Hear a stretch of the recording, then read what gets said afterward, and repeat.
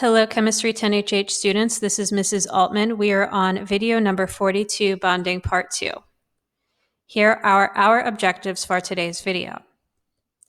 Pause here. So before we get into 3D structures and how we determine bond polarity, we're going to need to talk about something called Lewis structures.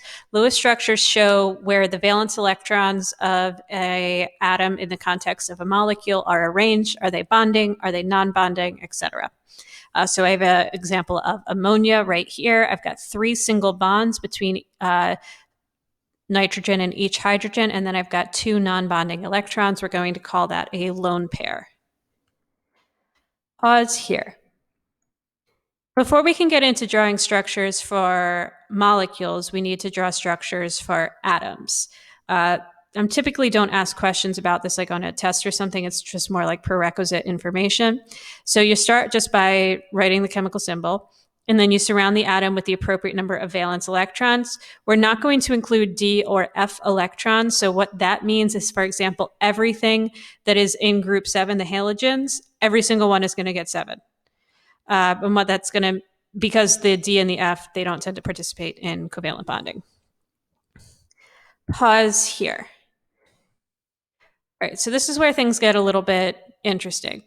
So when we're drawing Lewis structures for molecules, to start, you're going to just write the Lewis structure of all the atoms. Whatever thing you only have one of will tend to go in the middle. And then you're going to create bonds by connecting 2 electrons to form bonds until all atoms have 8 electrons. Usually 8, we're going to talk about exceptions to that. A bond is going to count as 2 electrons, and each non-bonding electron counts as 1, or a lone pair, meaning 2 non-bonding electrons, is going to count as 2. You're not typically going to see what's called a radical, which is just 1 unpaired electron. We'll talk more about that later. Pause here. So then this is just some vocabulary that you'll need to know. So most atoms prefer to have 8 valence electrons. Hydrogen and helium prefer 2. And then not really so much helium. We won't really need to use that too much. There are some weird cases with it, but not in this chapter. Anything that you have 2 non-bonding electrons, that's called a lone pair. And any electron just on its own is called a radical. We're not going to see too many of those.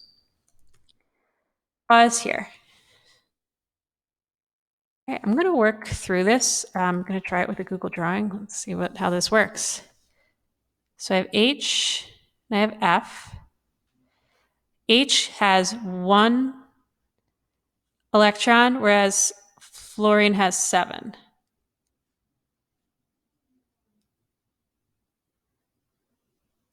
All right, so they each want to get 1 more, so I'm going to draw a line connecting them. And when we're doing Lewis dot structures, they can look like potatoes, and it's fine. We'll talk more about, like, when we get to 3D structures, they'll have to look nice, but this would be fine. Then I've got N2. Each of them get 5.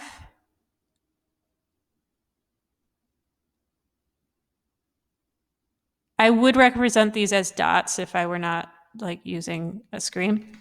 They each have 5, they each want 8, so I'm going to connect 3. And again, it can look like potatoes for the time being.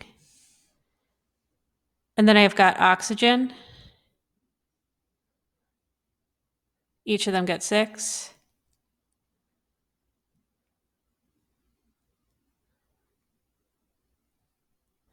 Each of them want 8, so I connect 2.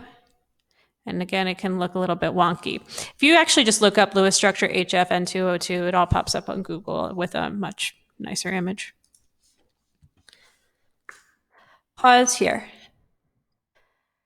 So then we also have polyatomic ions. If we have an anion, we add electrons to the most electronegative element, that is almost always oxygen. If the ion is a cation, we remove electrons from the least electronegative element. And then there is an exception. You might want to write this in your notes, actually. You're never going to add or remove from hydrogen because then it can't bond. So if it's something in hydrogen, even doesn't matter if it's more or less electronegative, you just can't take it from hydrogen. Pause here. Right, there are also exceptions to the octet rule. We already talked about H and He. They follow what's called the duet rule. They like 2. Boron's weird. It's fine with 6. It's almost never going to have more than that. And then if you have things that are, when I say n is greater than or equal to 3, what that means is third row of the periodic table on down.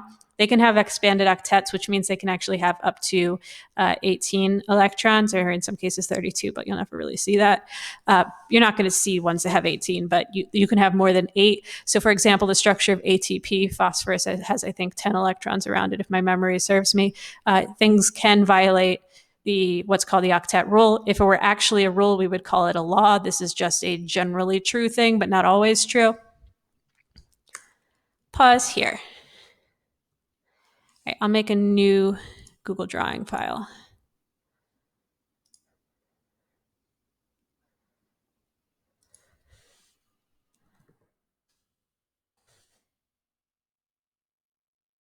So I've got NH4. I'm going to draw N in the middle. So each hydrogen gets 1 electron. Nitrogen normally gets 5, but it has a positive charge, and I can't take it from hydrogen. So I gave it 4. When I do that, I also throw this nifty positive charge in there just to say it's positively charged. The hydrogens want 2, so they bond once. Nitrogen wants 8, so it bonds 4 times. And it conveniently works out. All right, that looks pretty bad. You might want to look up NH4's structure. NO3 and SO4 too. In the interest of keeping this video a reasonable amount of time, I'm actually going to do during class. So you're welcome to try them, and you could also look up NO3 Lewis dot structure. It'll pop up. But I'd actually like to take the time to explain them. So we'll hold off and do that during class. Anyway, thank you so much for watching, and have a great night.